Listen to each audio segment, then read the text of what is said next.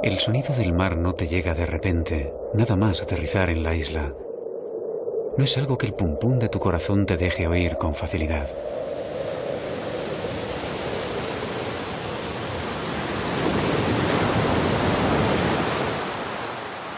El sonido del mar es paciente y va pasando a primer término poco a poco, sin tu prisa.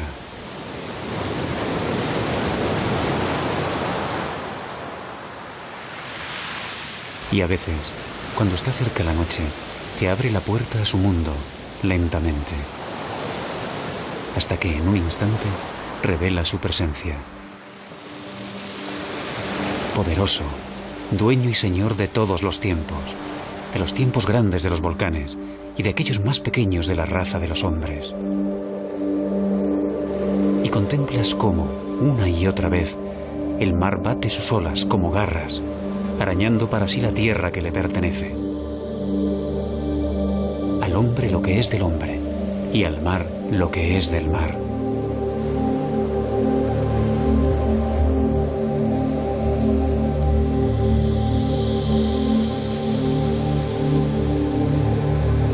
Si algún día el sonido del mar te regala ese instante de lucidez, sabrás que a partir de ese momento, tu visión de la isla será ya diferente. Para siempre.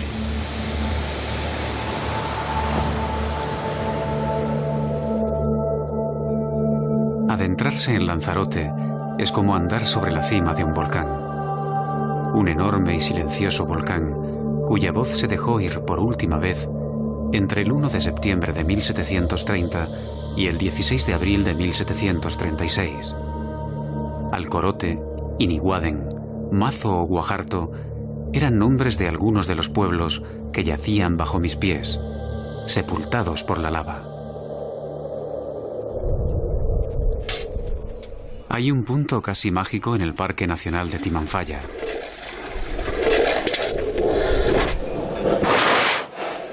Le llaman el Islote de Hilario.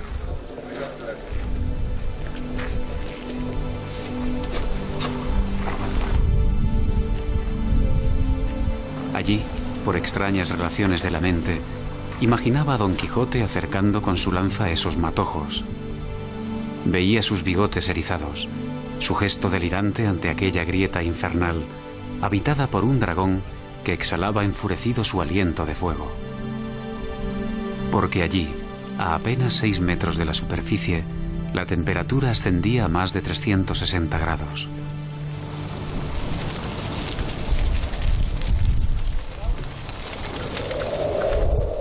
En las montañas de fuego me preguntaba cómo se desarrollaría la vida en la superficie, encima de aquel magma a partir de la erupción.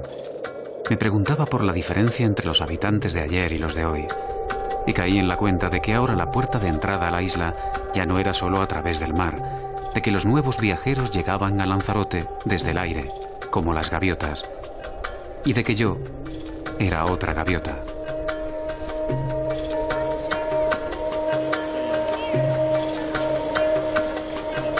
Las caravanas trabajaban con los turistas hasta recién entrada la tarde. Después, camellos y camelleros iniciaban su camino de regreso hasta las cuadras, en Uga. Un largo recorrido por una senda abierta a través de un terreno totalmente cubierto de afiladas rocas volcánicas al que denominaban, con mucho acierto, Malpaís. Les esperé. Quería hablar con ellos de su trabajo con los camellos y, sobre todo, del cambio que se había producido en sus vidas con la llegada del turismo a la isla. Según decían, su jornada comenzaba a las 5 de la mañana. A las 6 empezaban a cargar. En el verano a unos 60 camellos y en invierno a 30. Después, hacían el recorrido de 1 hora y media hasta el Echadero, en las montañas de fuego, en donde trabajaban con el turismo hasta las 2 o las 4 de la tarde. Otra vez hora y media de vuelta, desensillar los camellos, mandarlos a las cuadras con la comida y así hasta el día siguiente. Pero si quería saber cosas de antes, tenía que hablar con el jefe, con Pedro Viñoli, el viejo camellero ya retirado del trabajo con los turistas. Los problemas que daba al turista era que luego tenía que tener uno mucho cuidado con ella porque no comprendía al tiempo de, por ejemplo, uno que cargaba los camellos para despegar para arriba, pues ellos no comprendían. Muchos se caían del camello, al tiempo de aparecer el camello se caía, que a mí en luego nunca se me cayó ninguno, porque ya estaba la petatilla, yo me ponía por delante, le ponía las manos, a donde se ponían las manos, para que se agarrara, hasta que se parara el camello. Y luego se parara el camello, pues ya muchos de ellos los amarramos. Pues si era gente mayor, ya se amarraba para más seguridad. Me contó cosas curiosas, como que los camellos empezaban a trabajar a los 3 años de edad, pero que iban poco a poco, pues podían salir bravos. Si son bravos, los cogimos con la silla esta, le ponemos la silla y luego le amarramos 2 medios saquitos de arena o de broza. Y lo vamos llevando y trayendo a la montaña hasta que ellos se vayan haciendo. Cuando ellos se van haciendo, que ya está el manso, entonces le quitamos los sacos de arena y montamos 2 de los camelleros. No turismo, sino 2 de los camelleros. En el pasado, los viajes se hacían en grupos de 3 camellos, uno para el agua, otro para el equipaje y otro para las mujeres. Por entonces, el camello era una herramienta básica para el agricultor, la media máquina de uno, como decía Viñoli. Esto antiguamente era la media máquina que había, porque hoy hay máquinas, pero en ese entonces no había máquina ninguna. Las máquinas que había eran los camellos, el medio de transporte que había para trabajar en la tierra, para trabajar de transporte, transportando la carga de un sitio a otro. Como no habían coches, pues se transportaba tanto, por ejemplo, el agua, en barricas, que se transportaban camellos, por ejemplo, ahora mismo vendimiando la uva, que es para la agar, que por ejemplo se cargaban los camellos de la aérea y venían directamente aquí a las agares que estaban aquí, para moler la uva y hacer el vino. Antes de salir hacia la Jeria, mi siguiente destino, me comentó Viñoli que, de no ser por el turismo, hace tiempo que los camellos habrían desaparecido de la isla.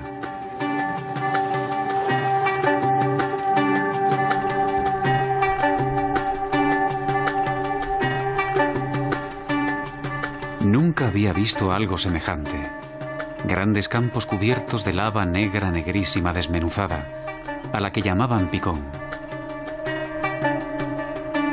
Aunque decían que el picón era capaz de retener la humedad mucho más que la propia tierra, para mi mirada, acostumbrada a los campos verdes y a los árboles, la imagen de aquel oscuro y enorme paisaje de la Jeria, de aquellos agujeros de donde surgían tortuosos los troncos de las viñas buscando la luz junto a los volcanes, era una visión inquietante.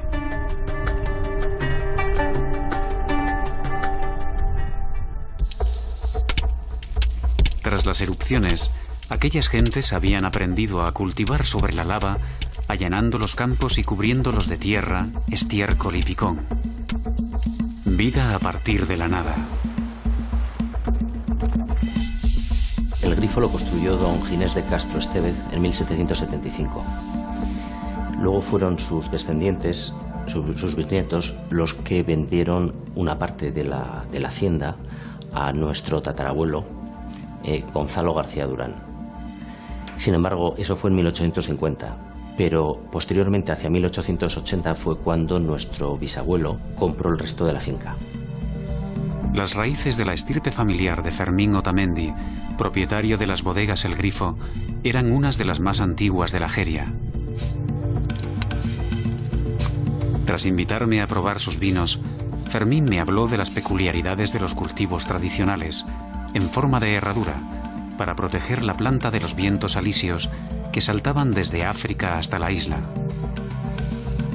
Históricamente se habían realizado aquí vinos un poco de lo llamados generosos.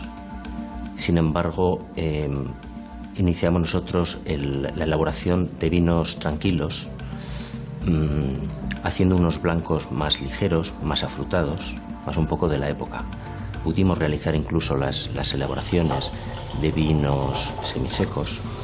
En definitiva, con la uva malvasía iniciamos una nueva elaboración, siempre sin olvidar, por supuesto, los vinos de nuestros mayores, que los seguimos elaborando hoy día, ¿no? Además de buenos caldos, lo que más daban las cepas de la Jeria era trabajo. el único trabajo en el campo para una sociedad cuyos agricultores repartían hoy sus fuerzas entre la vendimia, la construcción y el turismo. Pero aún quedaban algunos elementos que se resistían al cambio. Elementos como Felipe León, el último tonelero de la isla, al que conocí en su taller de San Bartolomé, donde llegué deseoso de argumentos que me ayudasen a apostar por los viejos toneles de madera, ahora también en extinción. El lugar rebosaba sabor a artesano viejo y a verdad. Le pregunté a Felipe por la antigüedad del taller, pero en la boca del tonelero la explicación más me pareció un acertijo o uno de aquellos ejercicios de matemáticas del colegio al estilo de Juan tiene 20 años, pero tiene doble edad de la que tenía Pedro cuando Juan tenía la mitad de la que Pedro tiene ahora, o algo así. Esto lo tenía mi padre. Esto estuvo... Mi padre fue a Cuba en el año 17 y vino en el 22 y yo nací en el 23. Así que esto ya tenía más de un siglo y mi padre ya tiene 40 años de muerto y se murió de 75. Así que yo empecé a trabajar de 14 años. Entonces, según salí de la escuela, mi padre me puso a ayudarle aquí y hasta la fecha. Me contaba Felipe que lo que siempre escaseó fue la madera, que tenía que traerse de la península. Y recordaba que las mejores eran el roble americano y el castaño portugués. Eran tiempos de mucha actividad en el taller, porque no solo se dedicaban a los toneles, sino también a fabricar otros utensilios propios del trabajo en el campo, como sillas para camellos y burros, o incluso trillos. Tiempos en los que con gofio, patata y pescado había que comer. Esta casa estaba casi sola por aquí. Mi padre tenía lo menos por aquí media faneca de terreno. Y entonces, pues, mi padre era labrador, tenía su labranza. Entonces él tenía dos animales por aquí. No había más casa. Por aquí, junto a esta, no había casa ninguna. Más que esta. Lo que pasa es que ya hoy se ha poblado todo esto, que ya no se conoce. Si aquí viniera cualquiera que fue a Cuba hace 30 años, no conoce el pueblo. Porque fíjese. En las bodegas hacía años que la mayoría de los envases de madera se habían sustituido por los de metal. Quedaba algún trabajo de restauración, como la tapa del tonel que hacía mientras charlábamos. Poca cosa. De cualquier forma, con trabajo o sin él, Felipe prefería quedarse trajinando por allí, o de charla con los amigos de su generación, que iban a verle al taller a pasar el rato. Porque decía, ¿dónde voy a ir? Si voy al bar, ¿me sale más caro? Hombre, antes de que llegaba el mes de julio había trabajo hasta septiembre, porque ¿sabes? Primero se vendimiaba la negra y la malvasía, que le decía, y después la gruesa, que es la de Diego, era más tarde. Entonces primero se arreglaban los envases para eso y después se arreglaban los envases para la otra. No, antes sí había trabajo, pero ya que va. Si algo me quedó claro aquella mañana, fue que era como un milagro que aquel viejo y precioso taller siguiese en pie. Ahora Felipe estaba solo. Había otro tonelero en la isla, pero me dijo que cambió el oficio por el de cartero. Le comenté que por qué no se dedicó él también a repartir cartas, dada la situación del negocio, y Felipe rió de buena gana. Porque usted sabe lo que pasa, que los padres antes, los hijos eran más obedientes con los padres que hoy. Y hacían lo que los padres decían, y antes el que tenía un oficio era una cosa grande, que lo miraban, no que lo miraban, más que tenían el medio de vivir diferente que hoy, porque antes habían padres que tenían 2 o 3 hijos y los tenían en la labranza porque no había donde ir a trabajar, pero ya hoy es diferente, porque hoy ya la zona turística toda esta da dinero más que lo demás. Sí, eso es lo que pasa.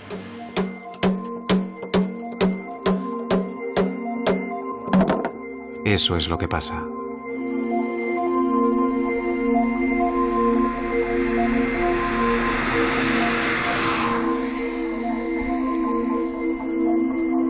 Teguise.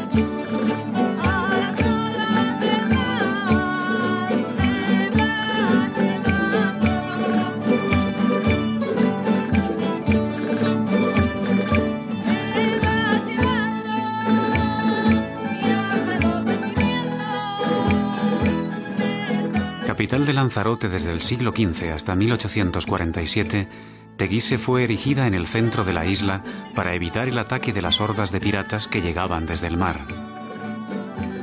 Aún así sufrió varias invasiones, y la iglesia de Guadalupe, en la plaza del pueblo, construida en 1428, fue incendiada hasta 4 veces. Aquel domingo, rodeado de gentes de todos los rincones del mundo, pensé que quizás fueron sus antepasados, o los míos, quienes estuvieron a punto de hacer desaparecer tan bella ciudad, y que sin embargo ahora más del 80% de la población de la isla dependía del turismo. Son las paradojas de la historia. Recorriendo los mercadillos entre aquella especie de Babel de lenguas y de razas, vinieron a mi cabeza palabras quizás sin mucho sentido, como cambio, desarrollo, equilibrio, historia.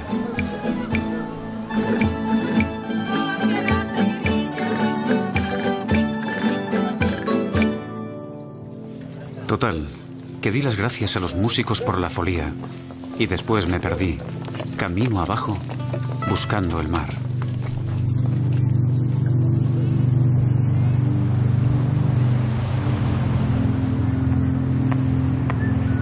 No sé a quién le oí decir que en Lanzarote te podías encontrar con 3 cosas: la obra de César Manrique, el turismo y nada.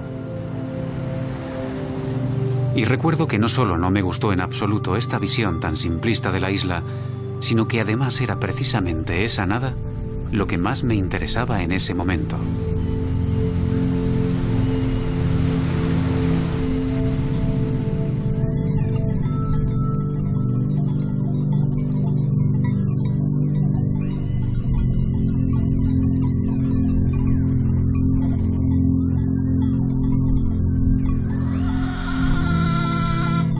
A las afueras de Órzola, sin más compañía que la de su padre, su perro y sus gallinas, completamente aislado del mundo exterior, trabajaba Sisto Viñoles, el artesano del timple, un pequeño instrumento de 5 cuerdas, de sonido agudo y alegre, compañero inseparable de isas y folías. Sisto era un gran maestro luthier del timple, reconocido no solo en Lanzarote, sino en todo el archipiélago canario.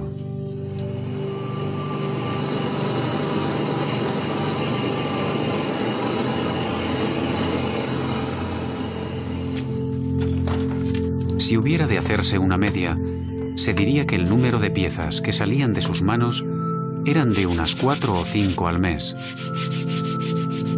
Pero nunca se sabía, porque Sisto trabajaba con cada instrumento el tiempo que éste le pidiese, sin prisa.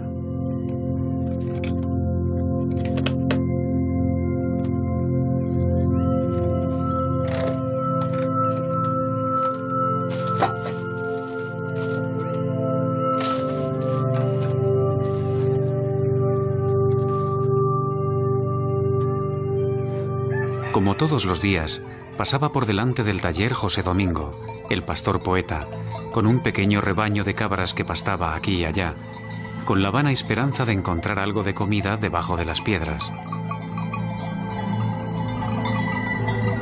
Me gustó su planta, con su típica lanza canaria y su mochila, y le pregunté si querría hacer un poema de nuestro encuentro, y aceptó. Pero tuve que dejarle, pues, en el interior del taller, Sisto había reanudado su trabajo y no quería perderme detalle. Me dijo que trabajaba sobre todo con hueso y 2 tipos de madera: moral para la espalda y los aros, y pinsapo para la tapa. Me llamó la atención que utilizase un árbol como el pinsapo, una especie que solo existe en la serranía de Ronda, en Málaga, y en el norte de Marruecos. Después de enseñarme el proceso, comentó que más que hablarme del timple, prefería que yo oyese la voz del instrumento, y me pareció bien.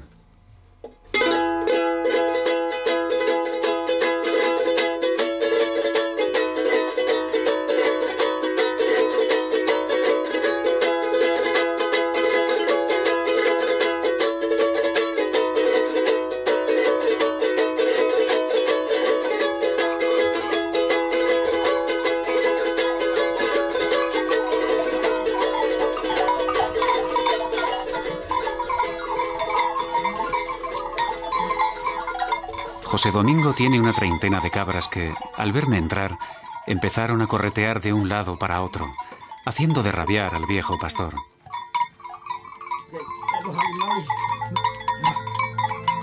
Son animales inquietos y desconfiados, y aunque me hubiese gustado tranquilizarlas, no conocía el idioma de las cabras.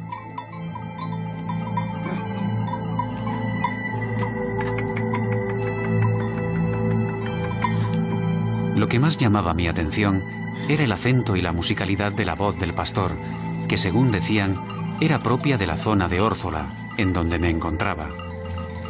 Así que, deseando oírle cuanto antes, le pregunté que cómo llevaba aquel poema que iba a hacer sobre nuestro encuentro. Y él sonrió. Se encuentra en el pueblo de Órzola, en el pueblo donde nací. Quiero darle las gracias por acordarse de mí.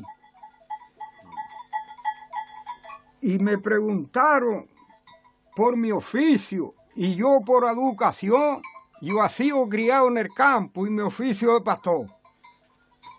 Y llevo la lanza, llevo el garrote y la munchilla. No, llevo el garrote y la munchilla. No, llevo el garrote y la munchilla también, donde llevo la comida para cuando quiero comer. Y si estaba siempre con las cabras, ¿de dónde sacaba los temas? No, algunos me han dicho, si pasa cualquier caso, me dicen, mira, de ahí se podía sacar algo. Y lo ha intentado. Y otra porque se me ocurre, no es que me lo dicen, sino que se me viene a la cabeza y comienzo a trabajar con ellas y van saliendo.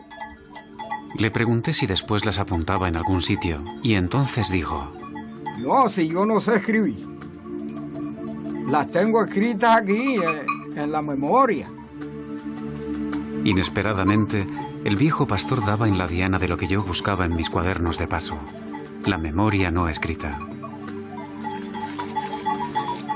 Me quedé pensando en ello, a sabiendas de que todas aquellas reflexiones y trascendencias mías estarían fuera del interés del pastor, preocupado solo por las cosas realmente importantes, como la falta de agua. No, pues el tiempo está cerrado, está nublado, pero es que no quiere llover.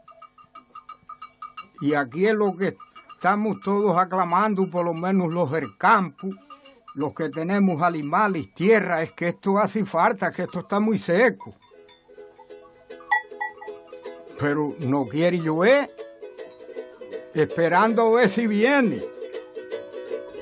Oh, pues si no llueve, la leche es poca. No es que no pueden dar los animales leche porque no tienen comida.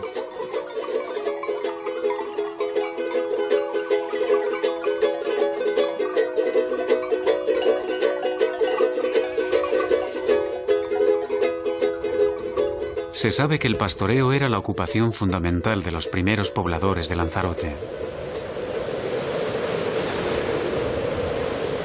Existen viejos textos que afirman que los antiguos creían en la inmortalidad, que se reunían en templos situados en cuevas y que hacían sacrificios a los majos, espíritus de sus antepasados, con los cuales se comunicaban a través del humo y a los que veían aparecerse en forma de nubes.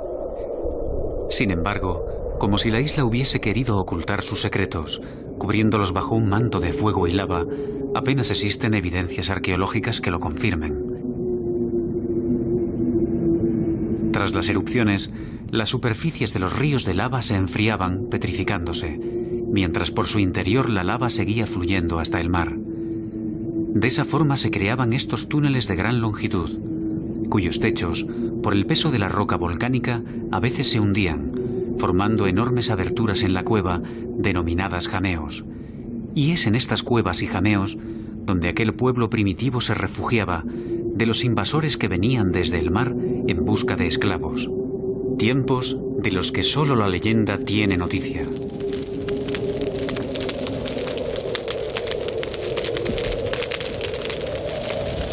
Cuentan que allá por los siglos XIII y XIV, reinaban en Lanzarote los reyes Zonzamas y Faina. Y cuentan que un navegante, de nombre Martín Ruiz de Avendaño, recaló en la isla y que vivió como invitado en la morada del rey. Y cuentan que a los 9 meses de su partida, la reina Faina dio a luz una niña, la princesa Ico, que creció bajo la mirada recelosa de su pueblo por tener la piel blanca y rubios los cabellos, como aquel invitado del rey. Y que pasaron los años, y tras la muerte de los reyes Zonzamas y Faina, la princesa Ico había de ser nombrada reina, pero el pueblo dudaba de su linaje. Reunido el consejo de los guaires, decide someterla a una prueba que demuestre la realeza de su sangre, la terrible prueba del humo. Ico será encerrada durante 3 días en una cueva, acompañada de 3 doncellas a las que se atarán las manos. Después la estancia se llenará de humo, hasta hacerla totalmente irrespirable. Si pasados 3 días la princesa Ico sobrevive, será esta la prueba irrefutable de su nobleza. Y cuentan que la noche anterior, la vieja Uga, la hechicera, niñera de Ico, visita a escondidas a la asustada princesa para darle 3 esponjas empapadas de agua, con la instrucción de que se ponga sobre los labios una cada día y respire a través de ella, pues de esta forma sobrevivirá.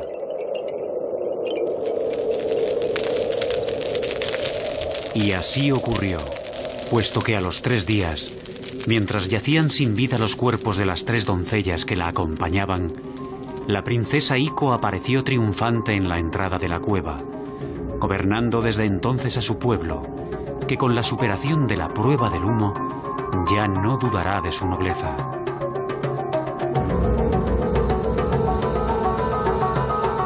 Es una vieja leyenda que me relató Juan Brito, el autor de las esculturas que habéis visto.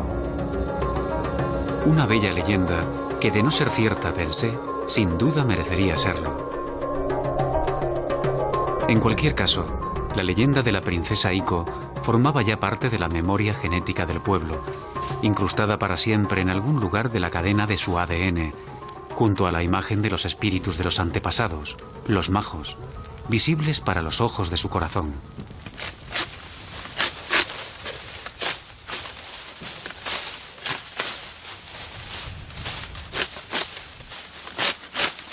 Una memoria aún más evidente para la generación de Eulogio, el maestro cestero, testigo de tiempos que dejaron un pozo que, probablemente, morirá con ellos.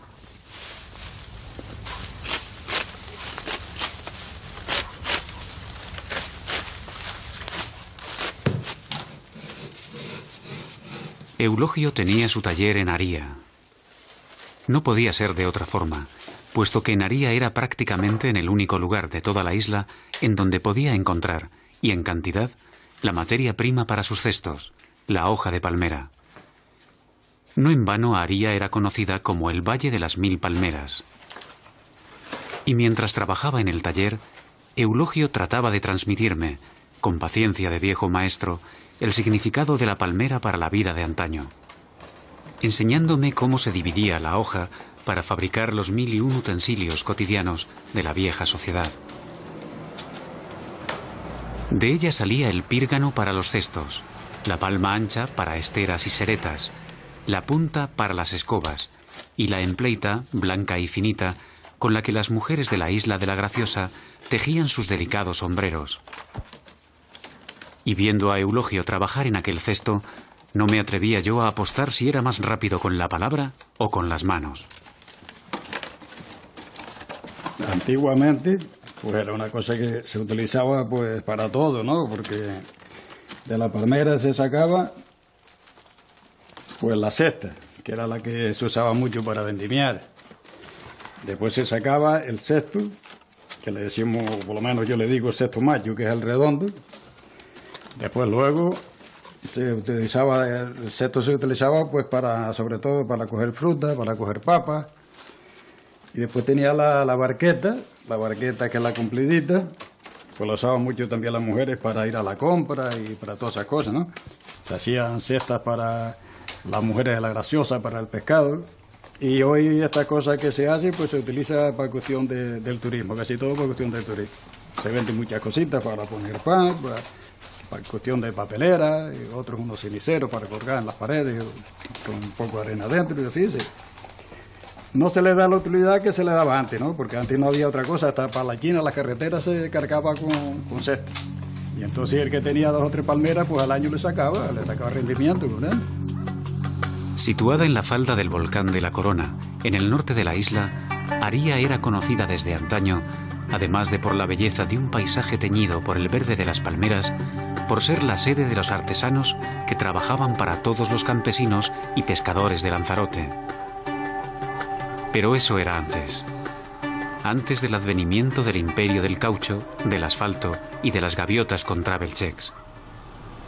La palmera pues ha aflojado mucho porque antes pues se estercolaban los arenados y tal, y llovía más que hoy, pues la palmera estaba fuerte. Hoy está todo empastado, pues la mayoría pues están que falta de agua, ¿no? Que tanto aquello que la enfermedad que dice que si tiene es la falta de agua que tiene. Y así, eso es lo que hay. Antes de despedirnos, al igual que el camellero, Eulogio reconoció que si aquella artesanía aún seguía existiendo, era gracias al turismo. Y no sabría explicar por qué, pero recuerdo que sentí una especie de vacío.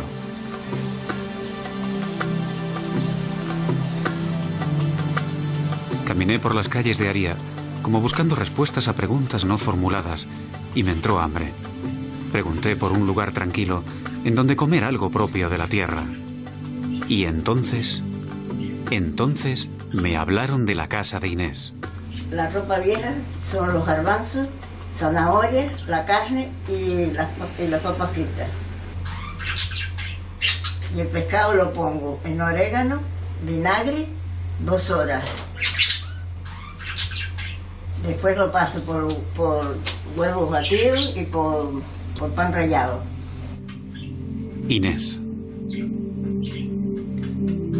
Inés era algo muy especial. Con ella te sentías como un invitado, con su humor, su lucidez y sus historias sorprendentes. Porque Inés era conocida en toda la isla como la cocinera de César Manrique. César Manrique lo conocí porque los peones venían a comer aquí cuando empezó a hacer la casa.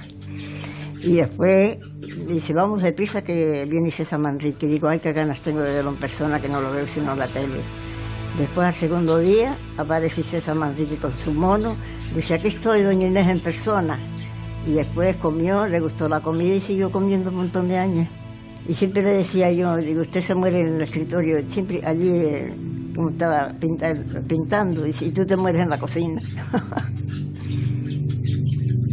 Mientras comía con avidez aquel plato de ropa vieja preparado por Inés, ella, sentada a mi lado, evocaba la humanidad del César Manrique que había convertido a Lanzarote en un enorme lienzo.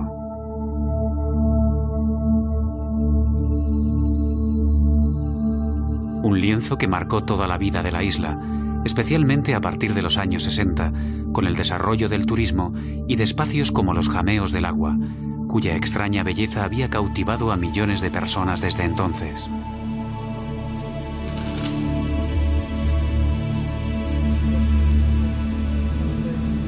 Y siempre respetando el ecosistema, tal como pude ver en los propios Jameos, donde habitaba una especie de minúsculos cangrejos ciegos, prácticamente únicos en todo el mundo, que vivían ajenos no solo a los turistas, sino también al desalmado que decidió marcarles con el nada sugerente nombre de Munidopsis polymorpha.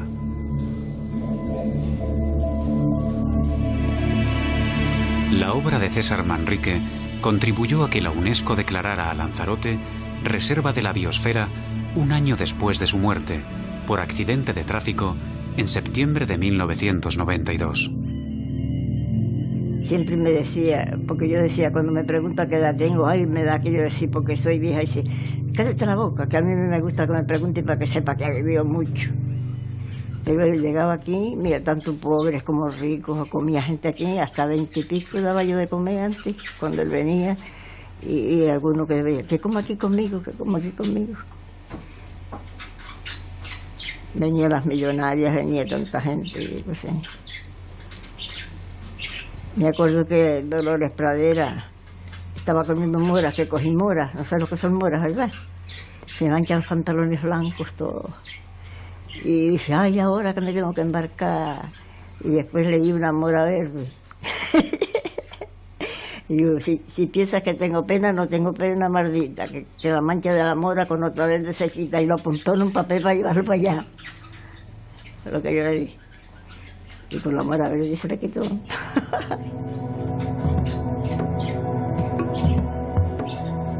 Aunque en las paredes de la casa de Inés había fotos de famosos de casi todas las artes, el lugar preeminente era siempre para César Manrique. Era muy bueno, tan cariñoso, siempre que venía, cuando se iba me daba un besito, adiós guapa, digo, acertate. No quería que le hiciera don ni por nada.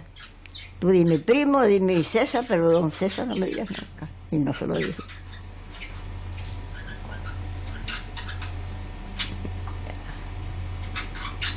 Me gustaba tanto el frangollo, ¿sabes lo que es frangollo? Con el millo molido, con harina. Después se le ponía manteca o mantequilla y después se le ponía azúcar. Eso le gustaba a él mucho.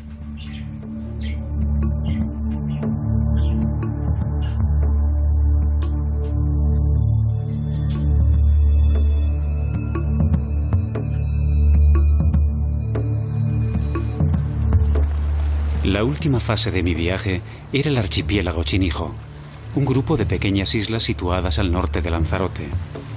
El barco, llamado el Graciosero, era el medio de transporte de pasajeros entre el puerto de Órzola y La Graciosa, la única isla habitada. Pero ahora hacía una excepción, ya que trasladaba a Agustín Pallarés hasta La Alegranza. Agustín Pallarés había sido el último farero, o farista, como él rectificaba siempre, del solitario faro de La Alegranza. Para Agustín Pallarés, aquel viaje, además de un reencuentro con La Alegranza, era también la puerta de acceso al recuerdo de su padre, también torrero de faro, primero en ser destinado a aquel lugar tan alejado de la civilización, después de finalizada la Guerra Civil Española. Por cuestiones políticas lo habían metido en el campo de concentración y luego pues salió, y por consejo del ingeniero jefe de obras públicas, que dependían entonces de él los faros, le aconsejó a mi padre, una vez salido del campo de concentración, que se metiera en un sitio que no estuviera próximo a gente, autoridades y cosas de eso, ¿no? Y lo enviaron a La Alegranza. Recuerdo cómo por el camino Agustín le hablaba a su nieto de la isla, siempre de forma apasionada, de sus 3 volcanes, de las aves migratorias que allí anidaban, de la pardela cenicienta o del jincho, de los conejos salvajes, de los gatos asilvestrados y de todo lo que aprendió en La Alegranza. Porque Agustín era un autodidacta. En la soledad de la isla, además de aprender francés e inglés, se convirtió en un investigador reconocido dentro y fuera del archipiélago canario por sus escritos sobre botánica, toponimia e historia.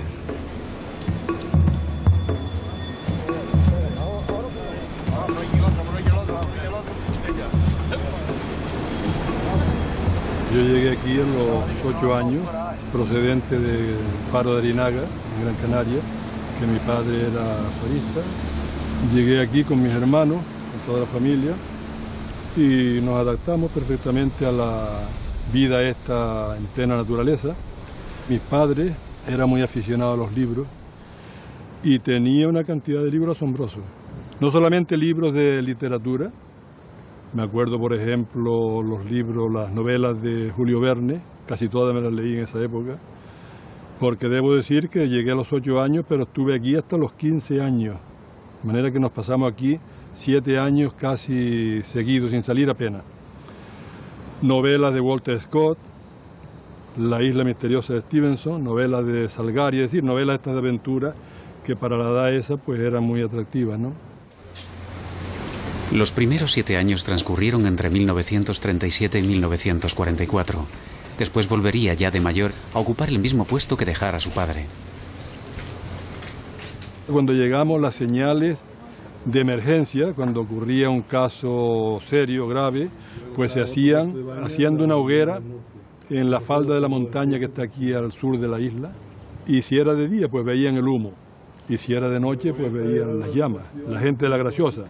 Pero ya posteriormente, a principios de los años 60 me parece que fue, ya se instaló una estación radiofónica en la isla, aquí en el Faro concretamente, y entonces pues nos valíamos de esa estación. En aquellos años, su vida se desenvolvía a lo largo de los 10 kilómetros cuadrados de superficie de la isla, de los que solo uno pertenecía al propio Faro. El resto era, y seguía siendo, propiedad de un hacendado, que ni siquiera vivía allí. Ya de mayor, el trabajo en el Faro se lo repartían 2 torreros, en turnos de 4 meses, en los que las únicas personas a las que Agustín veía eran su familia, la de la ordenanza que trabajaba con él y la del guarda. 3 familias para toda una isla. El torrero que estaba de turno, más la familia de la ordenanza, y luego en otro extremo de la isla residía el colono, que era el señor que se ocupaba de cuidar la isla. Tenía un ganado de cabras, de más de 100 cabras, cultivaba cebada, a veces millo, maíz, millo decimos aquí en las islas, en fin, cosas de esas. Recuerdo que de improviso surgió algo que pareció iluminar la cara de Agustín Pallarés. Algo casi mágico, que fue capaz hace mucho tiempo de romper la rutina de aquella solitaria vida, casi épica, en la Alegranza. Yo me acuerdo precisamente en una ocasión en que se veía el mar como si fuera un prado lleno parecían flores, de cajas de todos los colores, y eran cajas de tabaco que habían tirado, según nos enteramos luego más tarde, por lo visto una lancha rápida que llevaba contrabando, o un barco que llevaba contrabando, mejor dicho, una lancha rápida parece ser que lo fue persiguiendo, y antes de que lo cogieran tiraron todo eso al mar. No sé si fue su última frase antes de despedirnos, o simplemente la que dejó una huella más profunda en mi memoria, pero el caso es que aún resuena en mis oídos la voz de Agustín Pallarés, diciendo algo que bien podría simbolizar toda su vida. Me dijo: he sido la única persona que ha subido a todas las montañas de Lanzarote. Y le creí.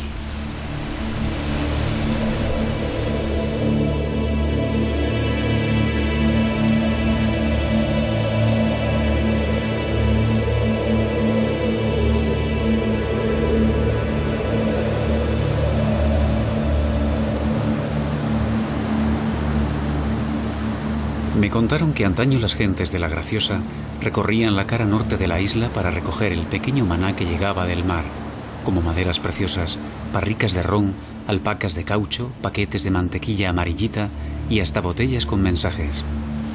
Lo llamaban costear. Costeando por las playas solitarias de la Graciosa, yo no encontré ninguna de esas cosas, pero sí nuevas historias y leyendas. Incluso me pareció ver, en una solitaria y enorme playa blanca, frente a Montaña Clara, a la mismísima princesa Ico jugando con las olas.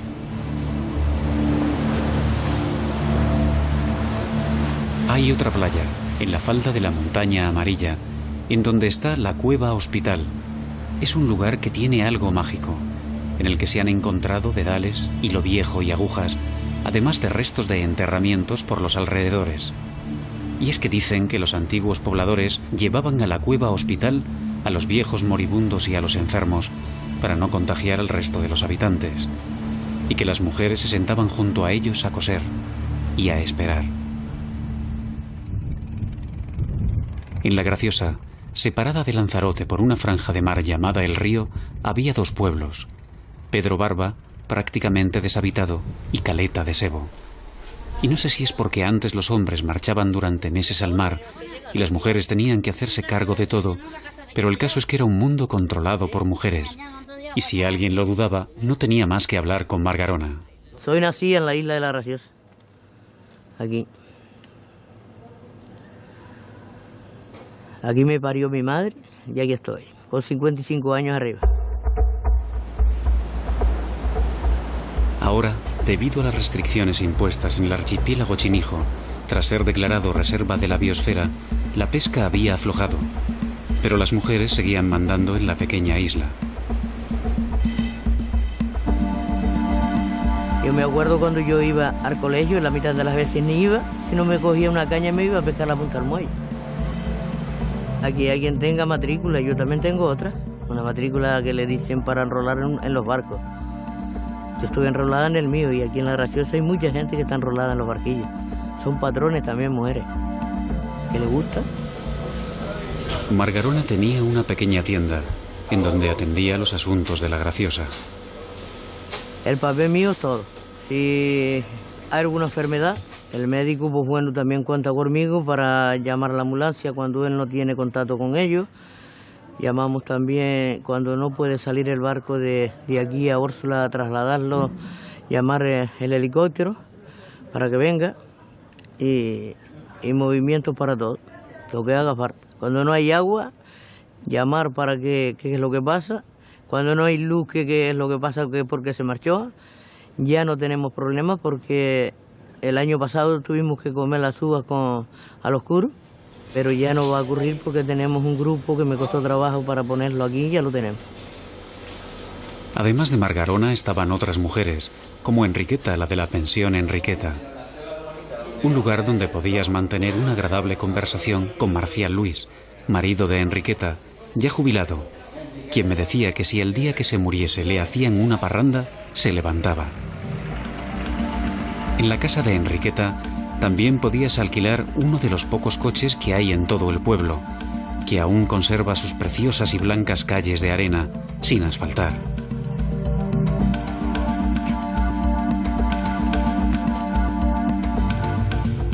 Pero lo que yo más quería era conocer historias de la vida de antes, y quién mejor que las mujeres para contármela.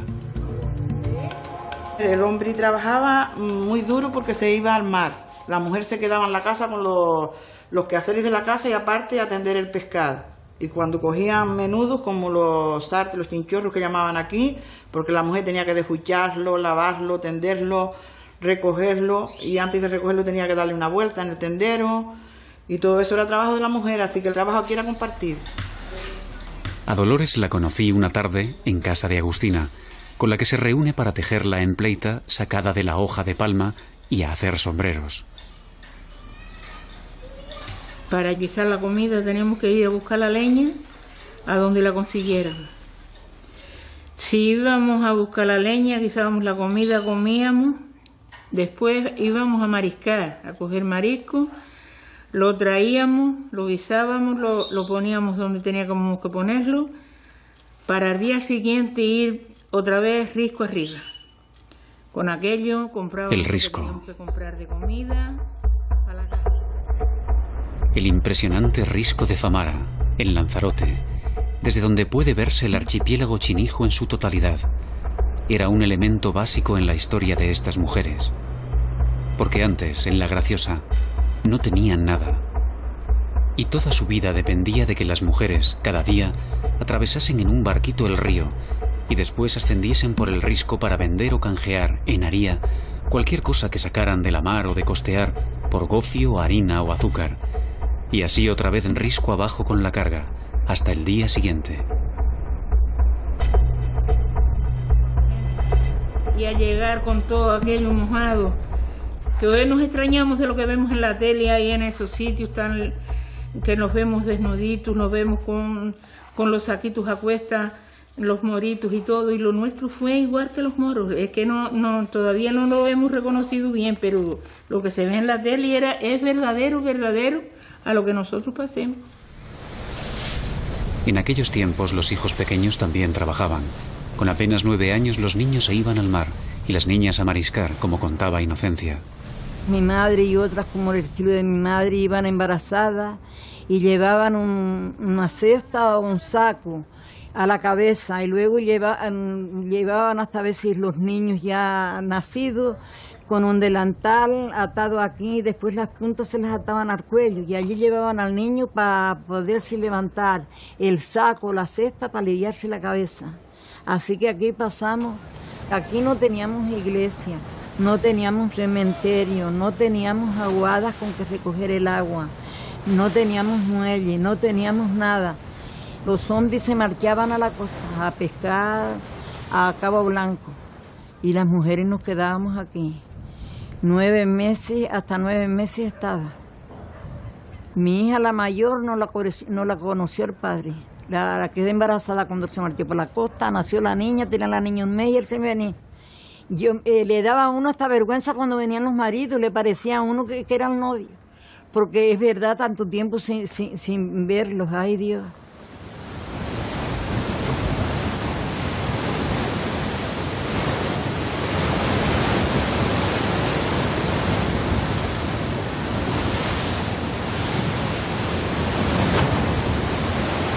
Aquella última tarde en Lanzarote, mientras escribía en mi cuaderno de paso, recuerdo que pensé que era imposible recordarlo todo, que muchas cosas quedarían fuera. Pero no me importaba, porque he aprendido que hay sabores que tardan en aflorar al paladar, como los buenos vinos. Y mientras esperaba la puesta de sol, pensé que había algo que relacionaba al mar con el cielo y con la isla. Algo que tenía que ver con el paso del tiempo, como si el mismo mar fuese el pasado, con sus viejas historias de barcos y de piratas, y el futuro llegase desde el aire volando, como las gaviotas. Una nueva fórmula de cambio, que ya estaba afectando a toda aquella isla y a sus pobladores, que corrían hacia el futuro haciendo malabarismos con la historia, la necesidad y el equilibrio. Y el sonido del mar seguía yendo y viniendo incesante, como un mantra, arrastrándome a su mundo sin palabras, hacia adentro, al lugar en donde aprendes a escuchar, entre ola y ola, los silencios.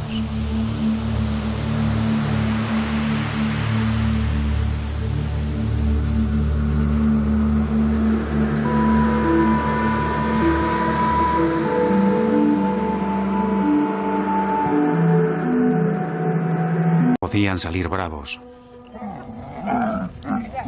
Si son bravos, los cogimos, la silla esta, le ponemos la silla y luego le amarramos 2 medios saquitos de arena o de broza.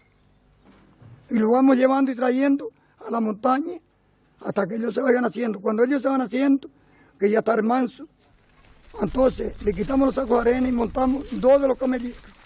No turismo, sino 2 de los camelleros. En el pasado, los viajes se hacían en grupos de 3 camellos, uno para el agua, otro para el equipaje y otro para las mujeres. Por entonces, el camello era una herramienta básica para el agricultor, la media máquina de uno, como decía Viñoli. Esto antiguamente era la media máquina que había, porque hoy hay máquinas, pero en ese entonces no había máquina ninguna.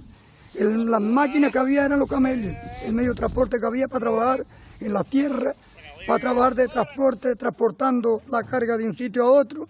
Como no habían coches, pues se transportaba tanto, por ejemplo, el agua, en barrica, que se transportaban camellos.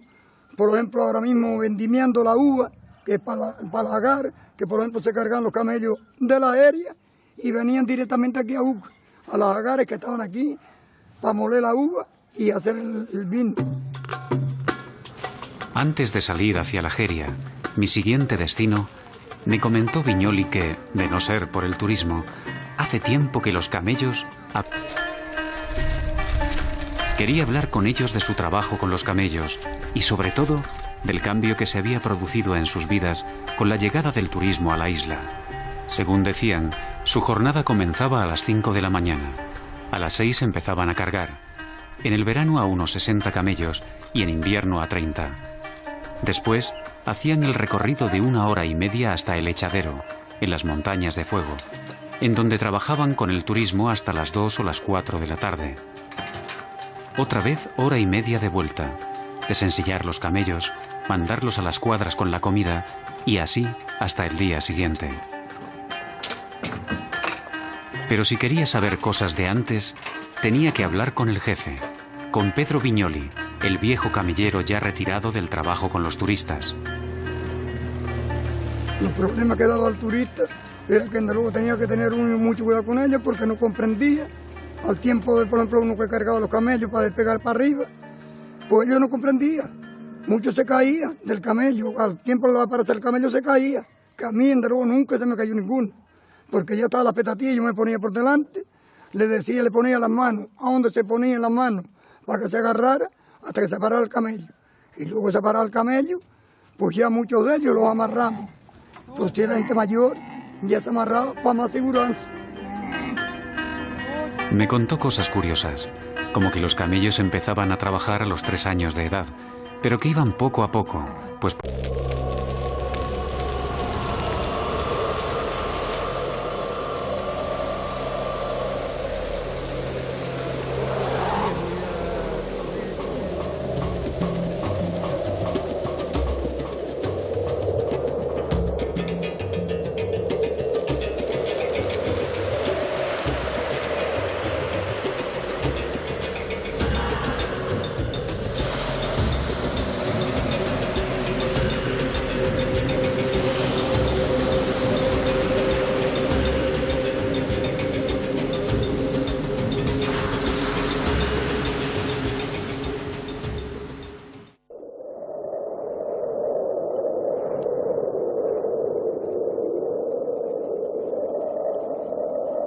El sonido del mar no te llega de repente, nada más aterrizar en la isla. No es algo que el pum pum de tu corazón te deje oír con facilidad.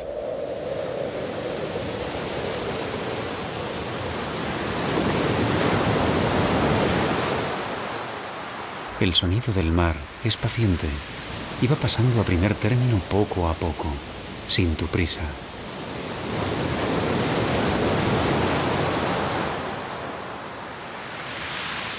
Y a veces, cuando está cerca la noche, te abre la puerta a su mundo, lentamente, hasta que en un instante revela su presencia.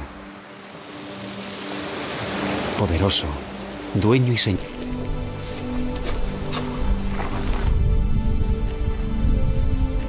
Allí, por extrañas relaciones de la mente, imaginaba a Don Quijote acercando con su lanza esos matojos. Veía sus bigotes erizados, su gesto delirante ante aquella grieta infernal, habitada por un dragón que exhalaba enfurecido su aliento de fuego. Porque allí, a apenas 6 metros de la superficie, la temperatura ascendía a más de 360 grados.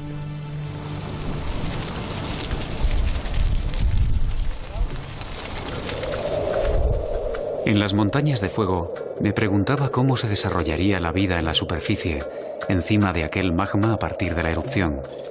Me preguntaba por la diferencia entre los habitantes de ayer y los de hoy. Y caí en la cuenta de que ahora la puerta de entrada a la isla ya no era solo a través del mar, de que los nuevos viajeros llegaban a Lanzarote desde el aire, como las gaviotas, y de que yo era otra gaviota.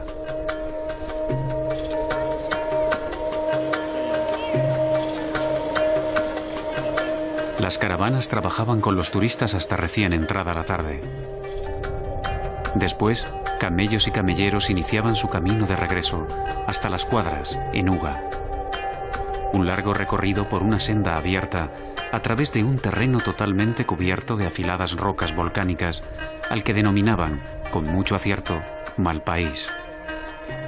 Les esperé, señor de todos los tiempos, de los tiempos grandes de los volcanes y de aquellos más pequeños de la raza de los hombres. Y contemplas cómo, una y otra vez, el mar bate sus olas como garras, arañando para sí la tierra que le pertenece. Al hombre lo que es del hombre, y al mar lo que es del mar.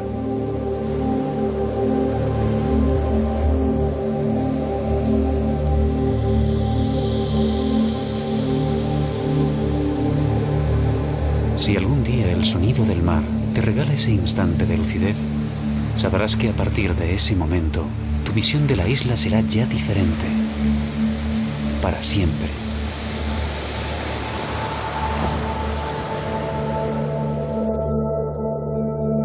Adentrarse en Lanzarote es como andar sobre la cima de un volcán.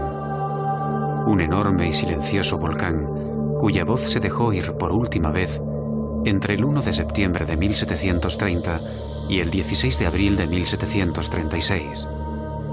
Alcorote, Iniguaden, Mazo o Guajarto eran nombres de algunos de los pueblos que yacían bajo mis pies, sepultados por la lava. Hay un punto casi mágico en el Parque Nacional de Timanfaya.